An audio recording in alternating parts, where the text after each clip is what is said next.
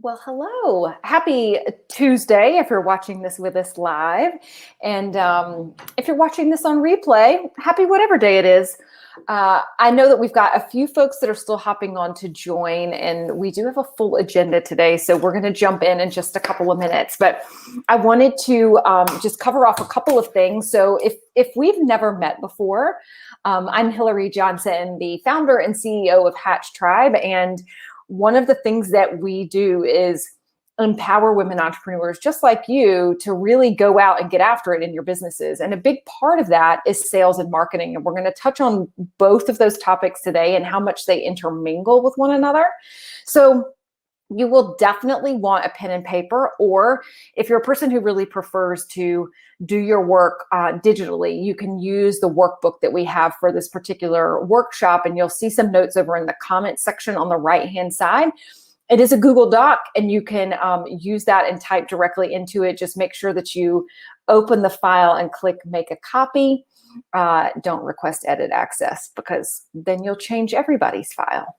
Okay, so as we work through today's workshop, if you have questions, there's a button at the bottom of the screen that says Ask a Question. So if you'll put them there for me, that's helpful, because I don't always see them in the comments, because when I be sharing the slides, I can't always see your comments. So I'll have to bounce back and forth a little bit, but I will always be able to catch your questions at the bottom. And we'll do those at the end, or if there's something urgent, we'll, grab it along the way. Okay, y'all ready? I see a few familiar faces on today: Sunny, Michelle, Megan, Debbie, and a few users that don't have names yet. So cool. Happy you're here. Okay, so let me go ahead and share my screen. I'm going to make sure you guys can see these slides. And if somebody will just give me like a thumbs up, a little comment, and let me know if you guys can see these. Of course, now I'll need to move them so I can go see the comments. Well, yeah, see it. Thank you, Sunny. Okay, perfect. All right. So the topic of conversation today is about the psychology of sales. And by that, what I mean is, why are people buying from you? And really understanding the inner workings of your buyers so that you can better speak to them and really aid them as they're going through what we call the buyer's journey. And so if this is a familiar term to you, great. And if you're like, I have no idea what you're talking about with buyer's journey, fear not. We're going to go through it today, just step by step, and you'll have a deep understanding of what it means and really how to aid and assist potential customers and clients from going from perfect strangers, people you don't know, all the way through becoming real paying clients. All right, so this is the piece that I want you to keep in mind as we work through this entire thing. Everything starts with the customer. And it is so easy as business owners to start putting ourselves and what we do in the center of everything. And what we need to remember is that a business only exists when we're solving a problem or creating an opportunity for another person. So I'm going to ask you to think about that always. And really, it's a good practice too. Anytime you're creating marketing, it's really putting yourself in the shoes of the buyer and the shoes of the customer, because that's where it all starts. Everything that you do in your business has to be about them and about serving them. So keep that top of mind as we walk through today. So here's a couple things we're going to do. So the first is, you're going to learn what's really motivating your customers to buy, and understand that your business looks different than mine or than the other people on this workshop. So you're going to be digging into that. And that's why we've got a pretty robust workshop part of this. Number two is, you're going to learn really how to speak into what I call like the heart and mind of your customer. And when we do that in our businesses, we land it.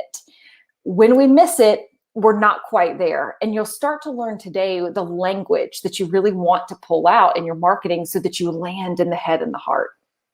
And then the last piece is, not only are you going to learn what the buyer's journey is, but you're also going to learn how to align your marketing to the different phases. Because as people kind of pass through they got to know you, they were introduced to you part, there's other things they need from you to get closer to making a purchase. And so we're going to learn how to align different marketing and sales tactics at those different phases. And that's really going to help shift them closer to making a purchase. All right.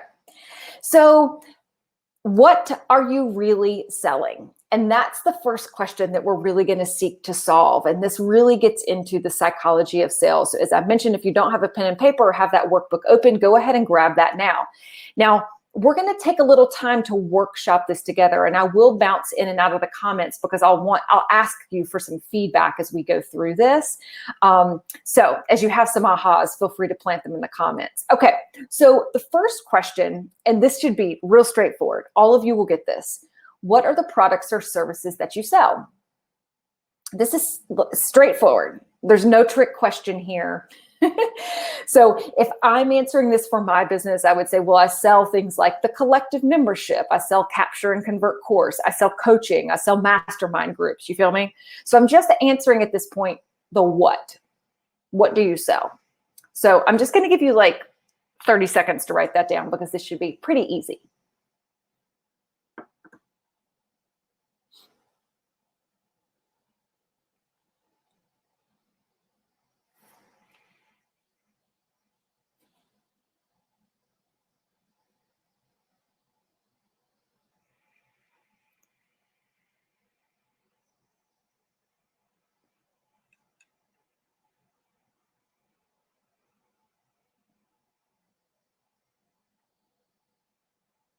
All right, I know y'all have knocked this out of the park. Easy question, first one out the gate, right? We know what we sell. And truth be told, this is how we tend to talk about our work. We talk about the things that we sell. Oh yeah, I'm a coach. I sell coaching. You feel me? But this is the mistake that we make. The mistake we make is selling the product that you offer instead of the problem that you solve. So I wanted to illustrate this before we go any further so you can wrap your head around what this means by looking at some other examples from other businesses. So look at the top left. So if I sell fruits and vegetables, and I see some salmon on there too, what is that? What am I really selling? Yeah, I sell fruits and vegetables, but what? I sell health. I sell vibrancy, right? I sell being alive, being healthy, living a long life, you feel me? So I'm selling something else. It's living in the mind space of the person who's buying it. They believe that when they buy that, they'll be healthy because they've eaten it. So yes, it's an apple, but yes, what they're buying is health. So think about clothes and shoes. I've got those on here in different places, right? So when you go out and you go shopping and say you buy a pair of shoes or you buy new clothes, what are you actually buying? Like, yes, it's a new wardrobe, but maybe it's also like a feeling of confidence, or I feel good in this, or comfort, or sexy, right? Depending on the shoes, right? It could make you feel powerful. Think about when you bought your very first suit, right? And you put that thing on and you were like, yes, I'm so powerful now, right?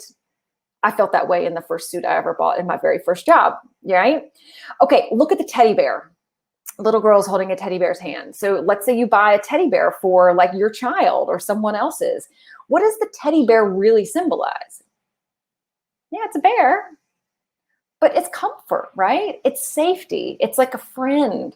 It's someone that keeps you safe. You feel me? What about an accountant? Look on the right-hand side. We've got a girl who's doing some numbers. Let's say it's you. You've hired an accountant to help you with your books. What are you really paying for? Like, yes, you're paying for them to do your books, but what is it? Peace of mind, perhaps. I'm paying to get my time back. I'm paying to get something off my plate that I legit don't know how to do very well.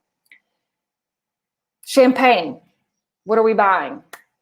Fun, memories, good times with friends, laughs, etc. So if you think about reframing your business, we're not just selling the product. We're not just selling apples and shoes. What we're selling is this other thing. It's what the customer believes is going to happen when they buy from us. And it's in many cases the problem we're solving, or what we'll talk about, an opportunity or a joy that we're in fact creating in our businesses. So does that make sense? And Debbie says, yes, blisters if you're wearing the shoes in that picture. Yes. Although if we're selling those shoes, we're not going to talk about that, right? And then Monique, not able to see the video. Monique, try hitting refresh on your screen. Some folks have said that before. So just see if that works to get it back up. I assume everybody else is okay. If not, just pop me a comment. Okay, so here's the next question I want you to think about. So thinking about the stuff you sold, you've just written it down. You know what those products and services are. Do those products and services take away pain, or are they creating joy? So taking away pain would be like, I'm solving a problem for my customers when they buy this thing. It's helping them not experience something that they hate, that sucks, etc. Create joy could be when they buy this thing, they feel joy around it. It's exciting for them. So let's put shoes in that column, like if they're a fun pair of shoes. Shoes could be creating joy or opportunities. Champagne is creating joy or opportunities until you have the hangover the next morning. Then you buy the Advil and it's taking away your pain, right? So think about your products and services. What are they primarily doing? Now, they could be different depending on what you sell. So you may have a few. And for some of you, you may already be thinking, but don't they do both?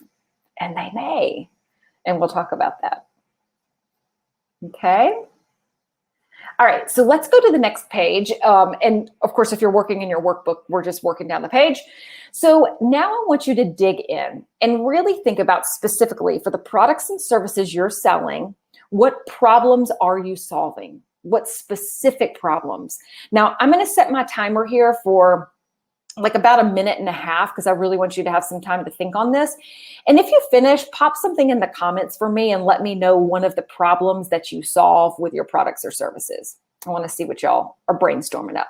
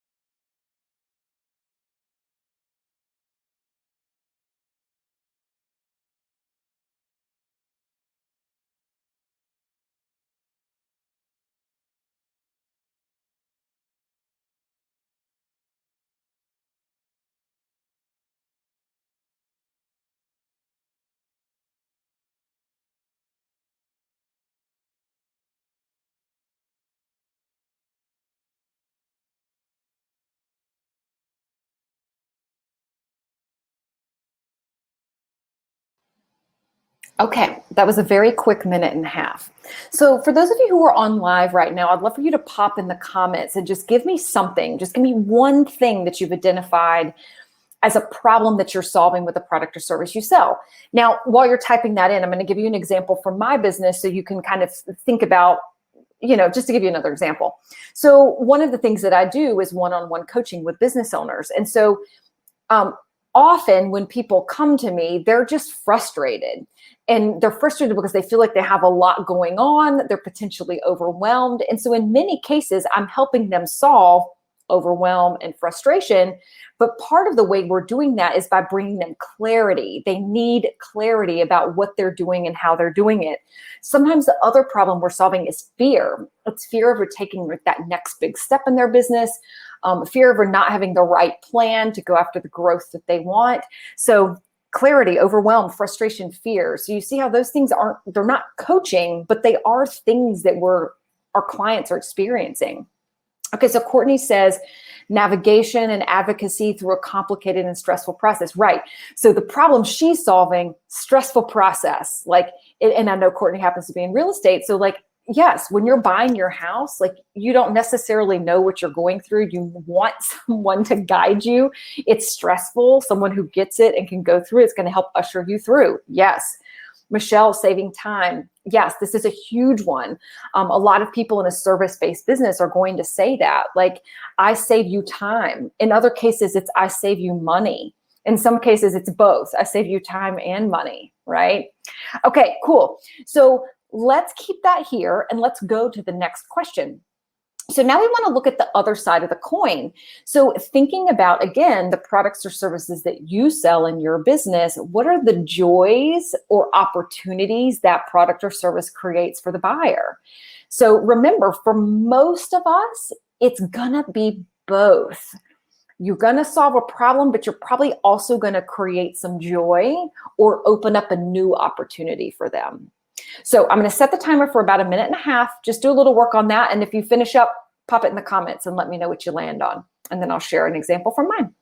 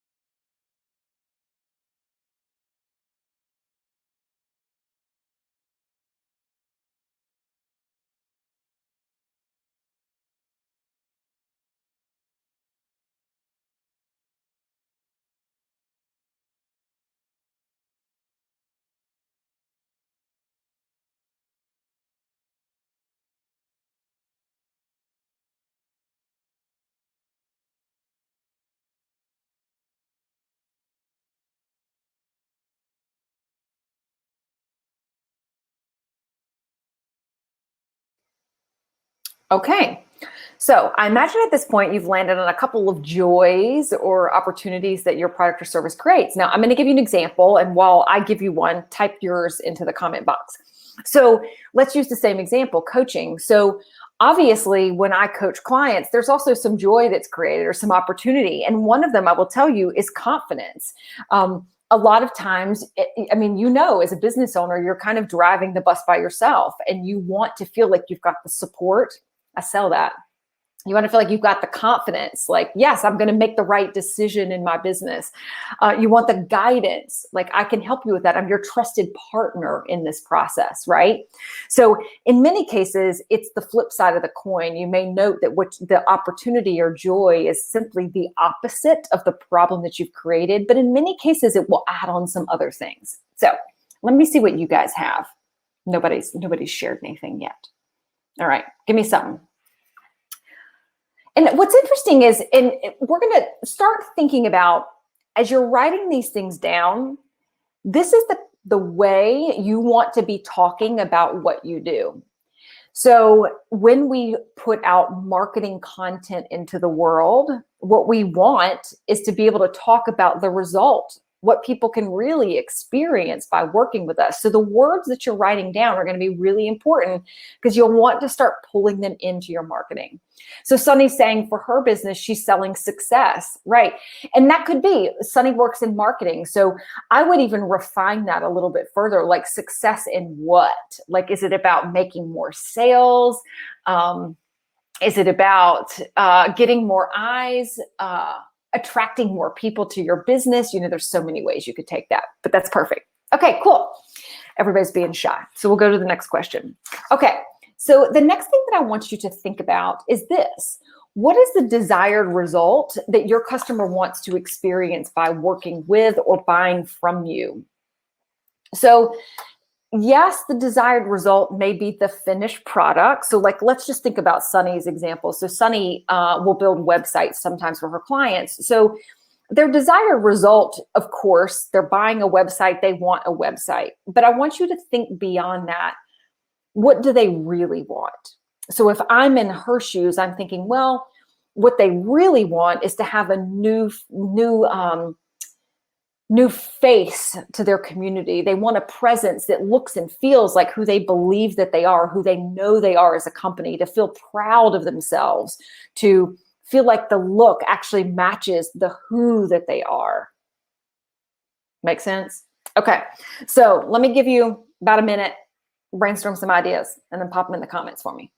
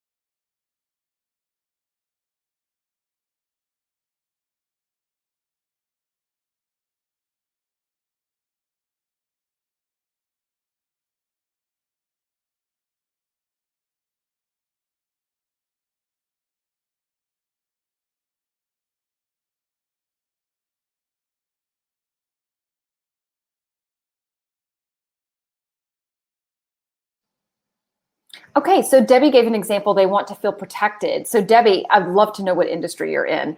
In my world, in the world of coaching, there's obviously people come into the arrangement looking for different things. They may have different goals, but oftentimes what lies beneath is they want to feel confident about the decisions they're making in their business. They want clarity about what they're doing and why they're doing it. In many cases, they want to grow their business or make more money, which is great. They may want better processes that are helping them feel more ease in their business. That's a very common one. Okay, Debbie, real estate. Got it. That makes sense. And Michelle, they want their ideal client to envision what it's like to work with them or envision using their product. Michelle, what industry are you into?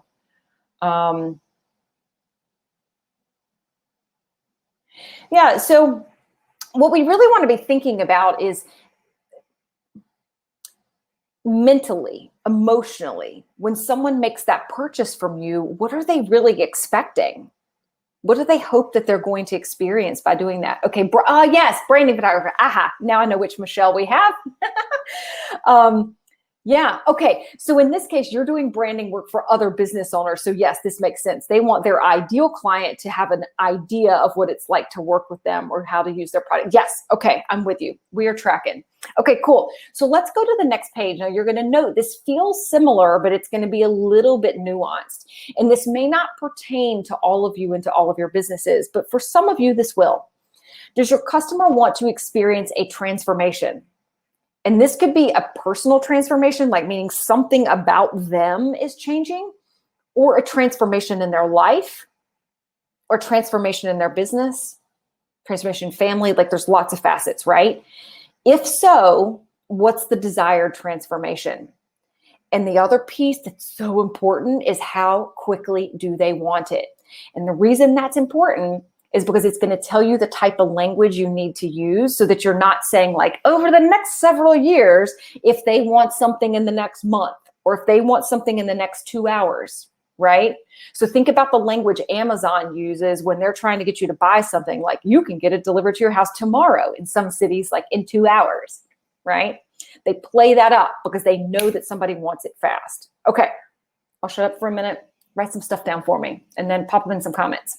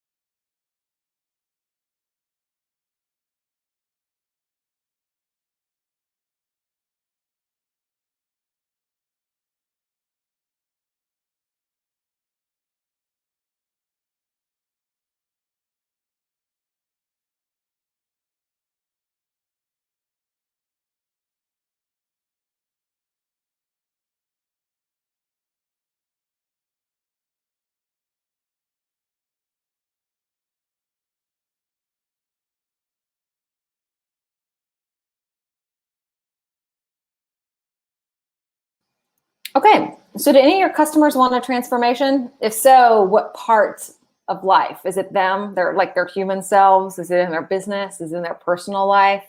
What is it? I'll give you one that I think it's really easy for us to consider this one. So how many of us have signed up for, like, say, a workout program or like a diet, like a nutrition plan? What are we really wanting? Like, the transformation could be like, I want to get in shape. I want to lose weight.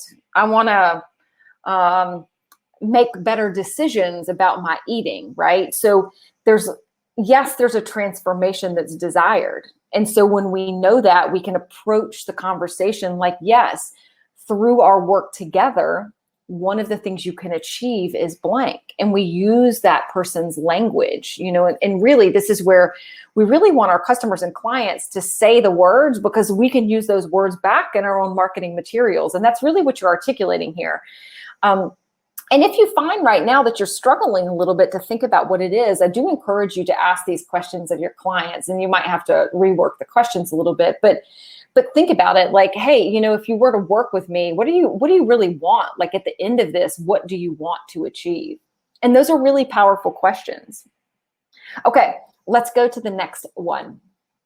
So here we're transitioning a little bit, and we're still kind of working in the same vein, but this is a really important part of the process. So again, remember, when we're powerfully selling what it is that we do, we're solving real, specific problems or frustrations that a person is dealing with. And so I want you to think about, in your business, again, for the products or services that you're selling, like, we're really thinking about your universe, not outside of it.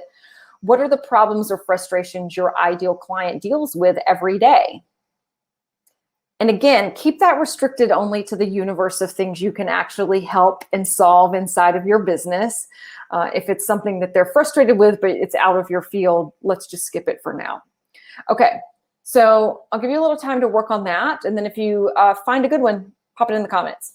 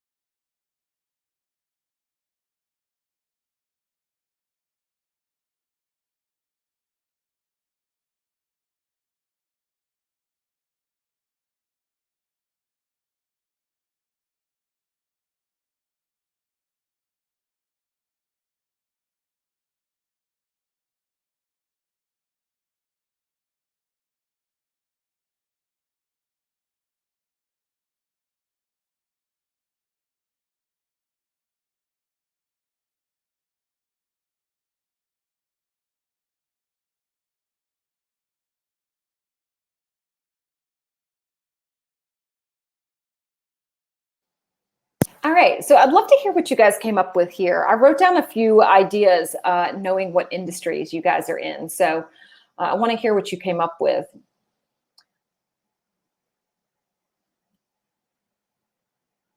When we start to shift the conversation about the what we sell into really like the problems that we solve, this becomes really important. Because remember, this is the motivation. So when we say, why does somebody buy from you? Oftentimes, these are the pure motivations that drive them. They're the motivations that send them online, where they start Googling for someone's help in your industry. They're the motivations that send them out to, like, ask their friends, hey, who do you know who does this thing? I need to find somebody who blank, blank, blank, right?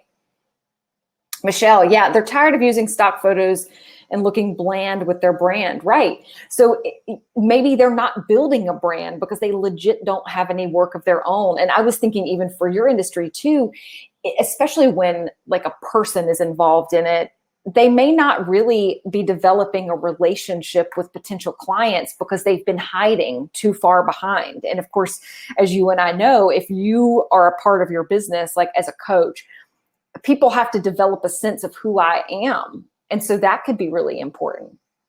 Yes, Monique, you're right. Oh, good. I assume you can see the video now. Yes, branding photos do matter. And I think they serve such an important part because it helps us start to get to know someone and get to know, their style and what they're like. And I think similarly, that's how marketing works. So if we think about Sunny's industry, like if she's doing social media work for somebody, yes, in many ways, she's communicating who they are and what they do, but also starting to develop that relationship. And we'll talk about that a bit more. I was thinking in the world of real estate, we have a couple people there, there maybe the frustration, like if we think about it right now, a lot of people have been spending a lot of time in their homes due to COVID. And maybe they're now recognizing like they've really outgrown their home. They don't have enough room. They don't have enough room to be there comfortably. They don't want to be in that home and then have to go do a remodel, right? So there's reasons that could be compelling them to move forward.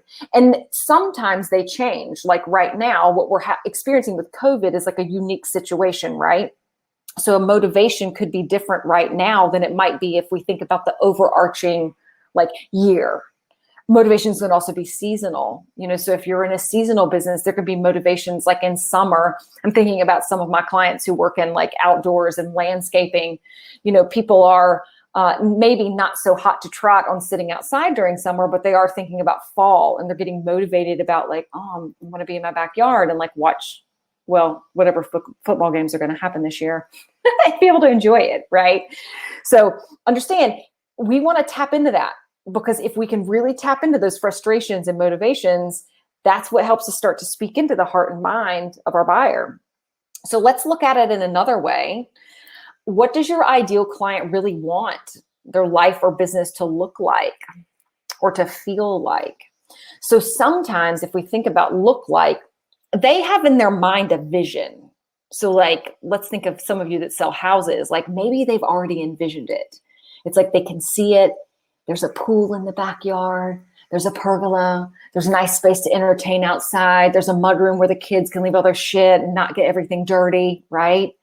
They've envisioned it, but maybe they're also feeling it. And the feeling is like, yeah, yes, it would give me peace and quiet. It would give me like, the sense of a clean house, a sense of organization, right? So think about your ideal clients. What do they really want life or their business, if that's what you work on, to look like and feel like? All right, I'm gonna give you about a minute and a half.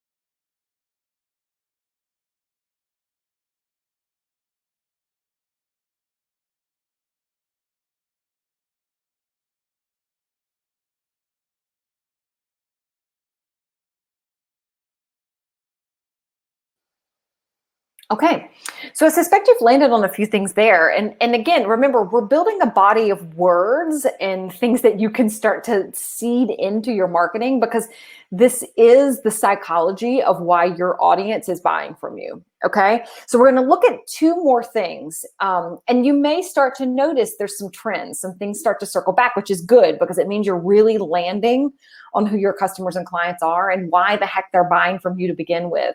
So simply, when people buy from you, what feeling are they seeking? What feeling are they seeking? Pop some into the comments for me.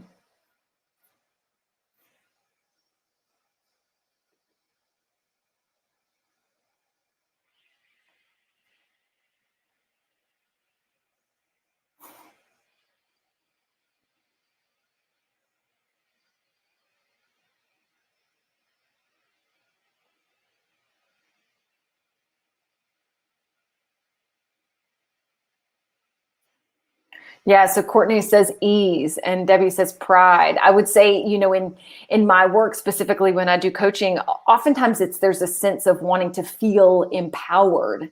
And of course, I can facilitate that through my work for them, right?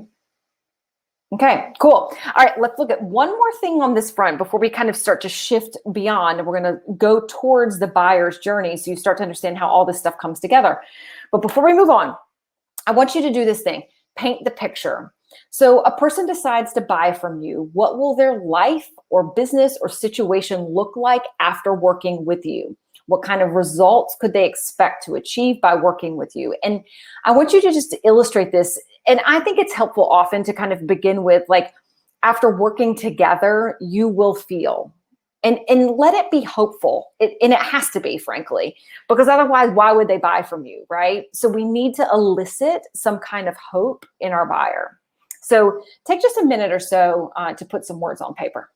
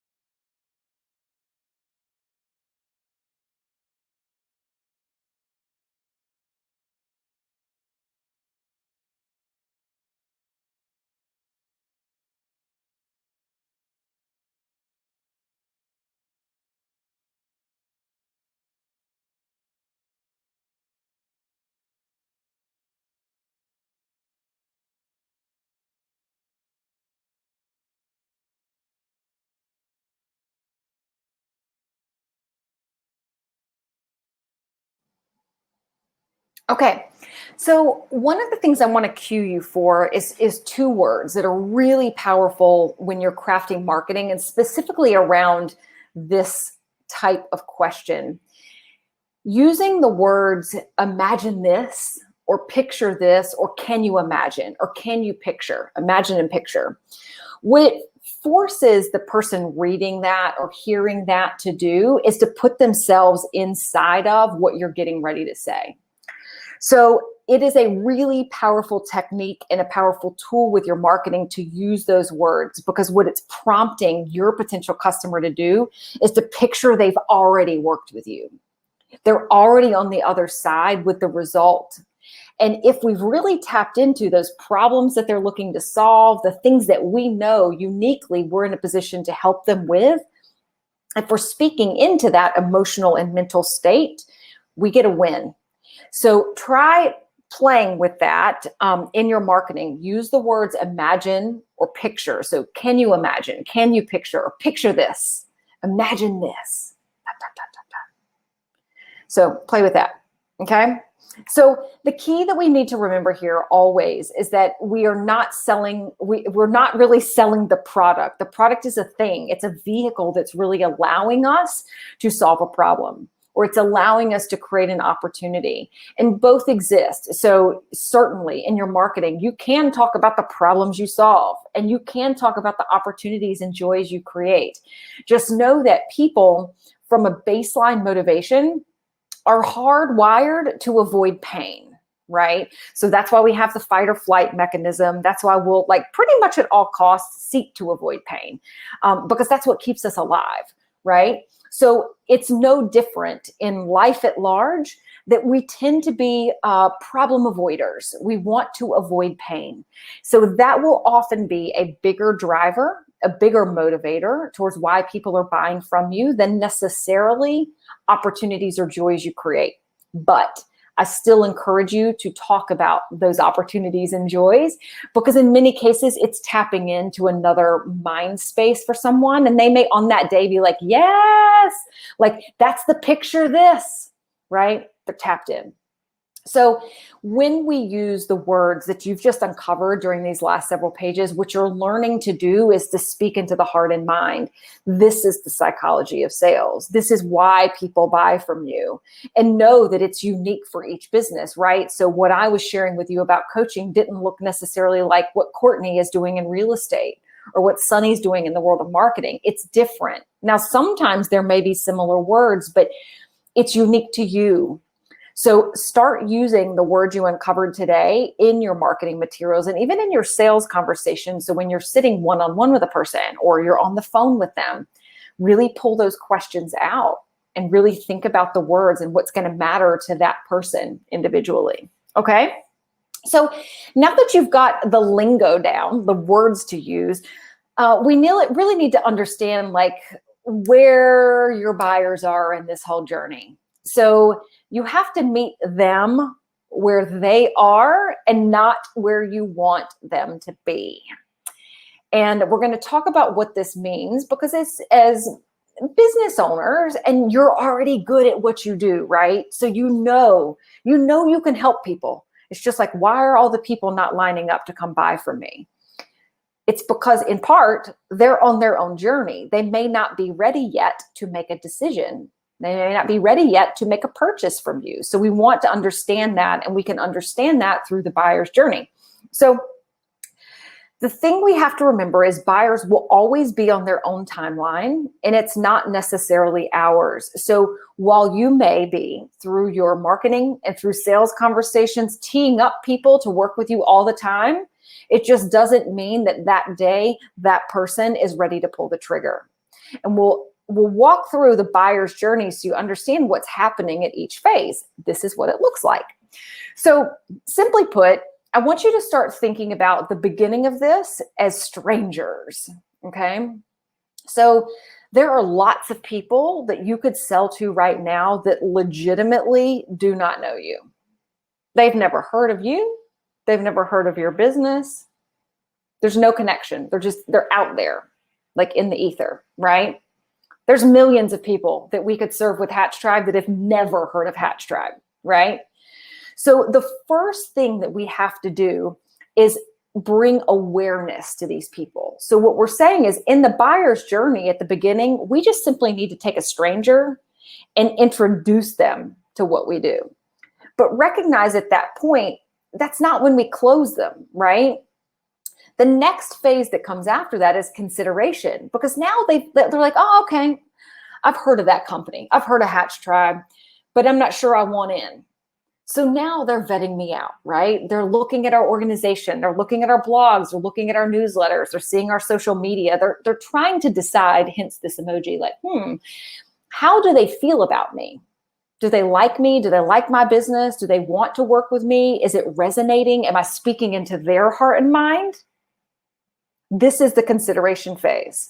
And after that comes conversion. And the conversion is where they're like, yeah, I'm in. Like, I like what that person or that company is doing. I absolutely believe that they can help me. I think they understand me. Now I'm ready to buy. But this is a process, okay? So the buyer's journey can also be looked at in a funnel, and there are similarities here. So I want to walk you through that. So we will often talk about a sales or marketing funnel. And so I want to just draw some parallels and then show you how this differs a little bit so that we can start thinking about this in a broader sense. So think about at the top of the funnel, we have like hundreds of thousands of people that could be your customers or clients. We bring awareness to them. Potentially they discover you, let's just say on social media, they discover you for the first time. We have an introduction. That's the awareness. Now, over the weeks that follow, potentially months that follow, Now they're considering you. They're engaging with a little bit more of your content. They're kind of scoping you out. And again, like as we talked about before, they're just deciding like how they feel about you. Do they think that you get them, that you're a good fit for them? If at that point they do, they may convert. At that point, they make a purchase decision. And if you knock it out of the park, they start to move to loyal customers. And at this point, it's like, yeah, I'm in. Like, I'm a big fan. And hopefully, if they're a big fan, they start to advocate for you. And what happens in advocacy is these are people who refer business. So in the case of Hatch Tribe, a lot of you probably were told about our organization through someone else, through some other business owner who's like, yeah, you should check it out.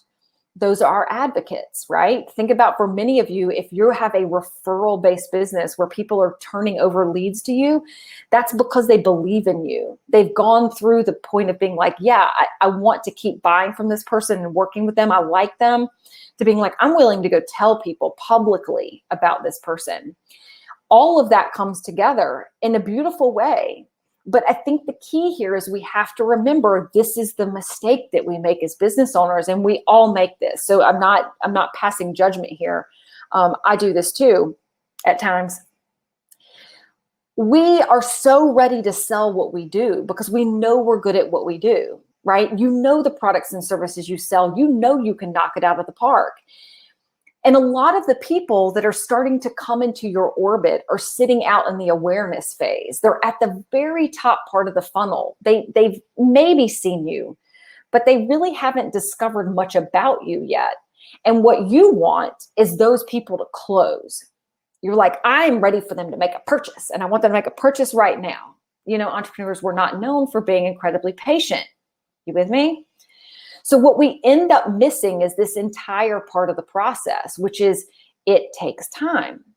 It takes time for that buyer, because this, again, remember, it's not about you now. It's about the buyer. It takes the buyer time to unfold. And really what we're saying is, do they know you? That's awareness. Do they like you? That's consideration. Do they trust you?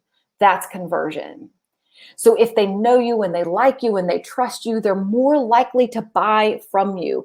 And we know that that takes time. So the way I like to just to draw an example to this is like, if you imagine going out on a first date with somebody, you know, on that first date, we're in awareness phase. You know, we're trying to decide how we feel about this person. Do we move to a proposal on our first date? No. We're not trying to convert that person to become our husband or our wife during our first date. We're not there yet, because what hasn't happened is the nurturing of the relationship. So what I really want you to think about in the construct of your business is, what is your buyer's journey? How are people becoming aware of you and aware of your business, and how can you foster that? How are people considering you? What's the information that they're starting to take in as they're deciding whether or not you're the right fit? And how can you facilitate that and really foster the development of that relationship? And how do we bring them closer to the purchase? And what we really want to do is time, marketing, and all of these phases so that we're meeting people where they are in the journey, okay?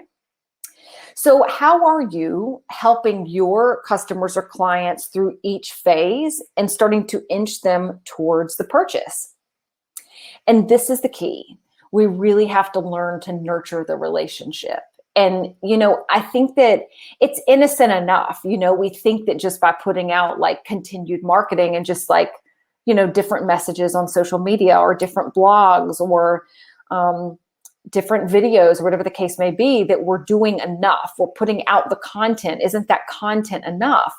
But what we need to remember is at different moments in time, people are now thinking about different things. So for example, if I'm really working, getting new coaching clients, it's expensive. They're spending in the thousands of dollars. So I know that in order for them to make that decision, there's some real things that they're thinking about. Is this worth it? Is it worth it for me to invest my money in this? And so it's not just have they found me and found that I do coaching, but it's now, how am I helping them make that decision and helping them know me and like me and trust me and make sure that they're making a good decision before they pull the trigger to make that purchase. So This is an example of different marketing and sales techniques. And don't worry, you don't have to write all this down because I'll give you this in the slides. So for each of your businesses, you want to have stuff that falls into each of these columns. So for example, let's just talk through a few. So we're just going to work the top. So we've got awareness, consideration, and conversion. Awareness, just we're saying like, let's introduce ourselves. So in the marketing front, things that are good for that are blogs, social media, sending out email marketing, things like infographics that people may have downloaded anywhere online, maybe even on Pinterest. Maybe they discover your video. I have infographic on there twice. Maybe you've sent out an ebook, or you have ads, like quite literally paid ads that are running on, say, SEO, like Google. You could have a lead magnet. That's a really great one for drawing awareness to what you're doing. But as we shift over and we start looking at consideration, now we know if people are trying to vet out how they feel about us, they're starting to look for a different depth of information. Customer testimonials. That's a big one, because even in reviews, what we're saying is there social proof? Is there proof that other people have enjoyed working with this person? That's helping facilitate getting them closer to the purchase.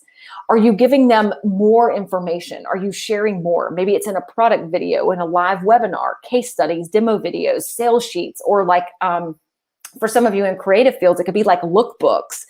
Are you giving them a free trial, the ability to access it? Or in the case of a lead magnet, what tends to follow is that email series.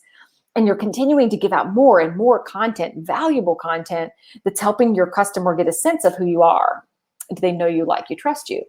And then in the conversion end of things, if we're talking again, just in marketing, the nurturing emails become important because we nurture them and then we make a pitch. And in many cases, that direct sales pitch is part of it. You could have a post on social media that says, buy this now, right? It could be a lost cart email for those of you that are in the e-com world. And also using real key language like limited time, limited quantity, limited time discount. Those are things that build scarcity and urgency in our customers to buy. And from a marketing perspective, these are key. Now look at the sales part of this. So understand that, these things work in tandem. And for some of you, you're more sales oriented by nature of what you do. And for most of us, we have both, right?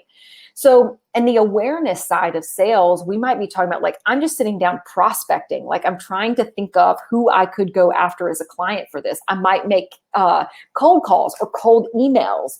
I might attend a network event with this explicit purpose of making new connections.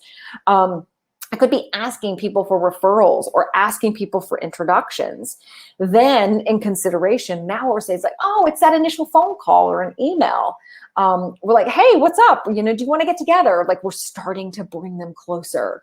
We give them a free trial, potentially a product demo. We share our pricing. I think for many of you, that comes next. We're like, yeah, I'm interested. Can you send me over your pricing? Cool. They're in consideration mindset. And then at the end, we'll reach conversion. Oftentimes, for many of us, the last meeting is a live one. We're in person. We're consulting with them, or we're on the phone and we're like locking it down. It could be where you're sending that estimate or proposal and they're looking over the terms before they sign it and agree to work with you. They may ask for references because they want to call and talk to somebody else who's worked with you. So this is just an example of some of the marketing and sales tactics that fit really nicely in awareness, consideration, and conversion. So what I'm going to ask you to do as part of your homework is to build this and really build this for your business, because I want you to feel confident that for each phase of your buyer's journey, you've got stuff aligned up and you know what it is. It's not guesswork now. You're like, yes, like when that person's thinking about working with me, what am I doing to facilitate getting them further, right? How am I bringing them through that marketing funnel, through the buyer's journey, so that they'll make a purchase? Because we know we have to develop that know, like, and trust factor. And it's just going to take time because they're on their time. By the way, let me go pop into the comments. Let me give you this Canva template really quickly. I don't want to forget this. Okay. Canva template. Okay, so there's that for you guys. So you should be able to click on the link and then just add it to your account. So here's your homework, kind of next steps to bring all this stuff together. So the first thing is where we ended. I want you to map your buyer's journey and make sure that for each phase, awareness, consideration, conversion, you have sales and marketing activities that you're committing to do. Because remember, this is about them. It's not about you. It's not about saying, I want to put more shit on your plate and make you go execute it. It's like, no, I want to figure out how you can get more people to buy from you. And we know we're going to need some stuff through the cycle. Now, the second piece of this is after you've decided where you're going to be and what you're going to do, you need to start using the language that you uncovered in the first part of this workshop, because the language you uncovered there about the problems you're solving, that's what we want to pull into our marketing. That's also what we want to pull into one-on-one conversations. So whether you're on the phone or whether you're emailing, we really want to be pulling that stuff out. And I can't underscore enough that asking questions to your potential buyers, especially if you're in a one-on-one situation, is great, because they're going to remember that. They're going to think that person was interested in me enough to really listen to me, to understand what I wanted to achieve out of this. They understand my frustrations, my problems, what I want to achieve, right? And then that's the last piece of this is we have to remember as business owners, we're solving real problems. And that's the beauty. You know, you have a business that's helping someone in some way. These people are real. They're not made up. And so I think, you know, if you ever find yourself getting frustrated about the marketing, I just encourage you to back up and just remember, you're talking about one person. It's just, can you help one person? And if you did, what would that sound like? You know, who is she or who is he? How would you help him or her? Use that language. You know, we don't have to make it about the 100,000 people. It can be just about that one, because chances are that's our ideal client avatar. And when we use that language, remember what we're doing is speaking into the heart and mind of our customers. And so what I ask you to do when you create marketing materials, let's just say you drafted a newsletter. I want you to go reread it and be like, is there any part of this that's going to make my client emote? Like, will they feel something? And if the answer is no, go back and seed in some of those problems or opportunities you're solving. So speak into their heart and mind. And of course, the flip side of that is listen, listen, listen, because your audience is always telling you what they want. But sometimes we're just so tuned out that we're not really listening to what they're saying. So I encourage you to listen deeply. Listen more than you talk with your customers, because they'll tell you other things you can do beyond what you're doing right now to make more money or create a new product or create a new service or to serve them better inside the construct of what you're doing. Okay. So one of the things that we've talked about before that's really powerful for attracting new clients and nurturing the relationship is simply a lead magnet marketing funnel. And a lead magnet is that sexy freebie that you give away up front. It's something that you're like, yep, I'm willing to give this to you because my hope is that somewhere down the line, you'll return the favor and want to work with me. And then the follow-up, what we start to do is send emails. And these emails become part of your nurture series. So I like to think about these as living in the lead magnet becomes the awareness phase. The email nurture series, I typically do 5 emails or 7 emails. Those now develop the consideration. And at the end of it, I'm teeing up the ability for someone to make a purchase, and that's giving them the ability to convert, to become a buyer. So this is a really beautiful marketing tactic that many of you can use inside of your business. And this is a course that we have. It is not included in the collective. So I just want to make sure that's clear. And this particular course guides you through every step of this. So you can learn how to build a lead magnet, something that's going to be super enticing for your clients, that they're going to be like, I got to get my hands on this. And then you'll also learn how to develop that nurture series that's leading them to the very specific thing you want to sell. Because for many of you, you have different types of things that you sell, right? So you want to tee it up and make sure that you're using that. So this course is loaded. We've had, I don't know exactly how many people have gone through the course so far, but the feedback has been really amazing. It's something that we use in our business, and I'm really happy to be able to teach you guys how to use it. So if this is helpful, you can grab it for $37. This is the link. I'll put it in the comments later. But this is it's a powerful tool for doing what we've talked about today. And it's just one of the tools. You don't have to do this, but by all means, it's one that I really love. And it helps you grow your email list. And I beat this like a dead horse, but I'm going to say it again because it's important. Your email list is the most valuable thing you have. You own it. So unlike your social media followers and fans, you don't own them. Facebook and Instagram can decide tomorrow that they want to incinerate how your content is seen, which they've done several times before. And we know organic reach is incredibly low. So if you want your words, your voice, your message to land with people, your ideal clients, growing your list is really important because these are people who are like, yeah, I'm interested in what you've got going on. I'd be interested in working with you. They're opting in. They're telling you they want to hear from you. And your organic reach and engagement with email is going to be significantly higher. The return on investment with email is $38 to $1. It's the highest ROI of any marketing tool that's out there. So I just can't say enough about making sure you're growing your list. So that said, who has questions about what we've gone over today? I'm happy to answer anything that you've got.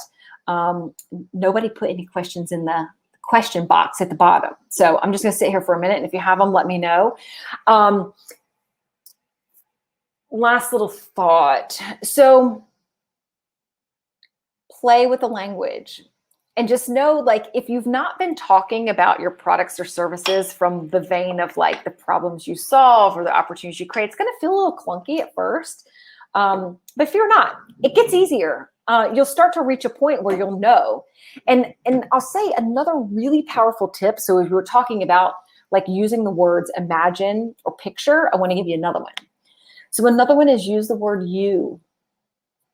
When we use the word you in marketing, again, what it's causing that person to do who's reading it is they put themselves right inside of it, right? So you is a really powerful word. So we don't want to say they or other people because it's not them. We want them to see themselves inside of whatever scenario we're pitching, whatever scenario we're asking them to envision. So use the word you, ask them to imagine or picture something, paint that picture for them and really create that idea of like, there's hope, When you work with me or you work with our company, you're going to experience something amazing. These are the problems that we solve, and speak to them in their language. Okay. Question. I have a really large and growing list. Bravo. Congrats. Do you suggest also having those who have been on the list update and opt in again, or should we let them organically unsubscribe? So there's different trains of thought on this one. I am personally a fan of retaining it as it is. I don't really have an interest in purging out people who necessarily haven't been opening.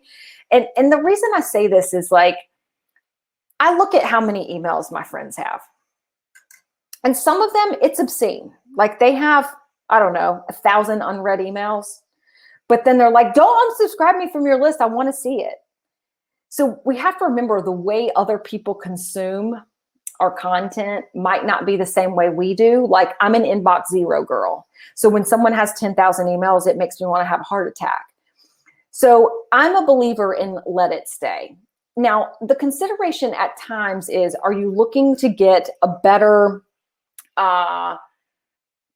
picture of your open rates and otherwise? Now, remember, those are internal benchmarks. They don't matter to anybody else. So as long as you're keeping your universe steady, it doesn't matter. On the other hand, some software charges you a significant amount of money to have a bunch of contacts that are on your list. And if they're not opening your emails, it can be great to purge them.